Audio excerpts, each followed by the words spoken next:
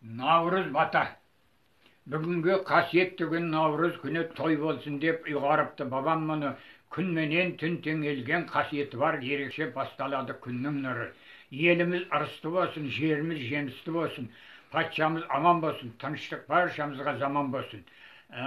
Я Құдайым оңдасын, жаманшылық болмасын, әруақ біткен жар болып Қыдыр баба қолдасын. Аман сақтап төлбасын, еккен егін солмасын, алабота баспасын, атақыстау қордасын. Баса көктеп жайлауға бөтен көштер қонбасын, орта толып ырысқа бейбіт өмір орнасын, бостандықтың ордасын, періштелер қорғасын, тіккен туы қазақтың күнге сәлем жолдасын.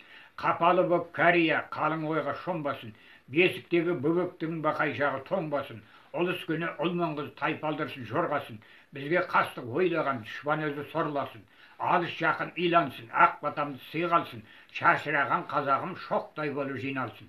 Қырсық қайта шалмасын, қырғын топан болмасын, жау жағадан алғанда бір өтіктен алмасын, ел сеніме ерге жүк, екі иығы талмасын, көш бастаған көсемдер өрге тарсын арбасын, сөз бастаған шешендер әділдіктен танбасын, ынтымақты кім бұзса халық соны қарғасын, көл жиналып тамшыдан теңіз толсын қаңсыған, атам екен тазарып асығы түссін алшыдан, құт береке кетпесін диқаншы мен малшыдан, қудың қолы байлансын, сұмның жолы байлансын, жұрт болмасын, өмірі жұрт көңілі жайлансын, бақыт ашып қақпасын, мәңгі бақи жаппасын, пәле жәле қазақты іздесе де таппасын. Аллаху акбар. Аумин.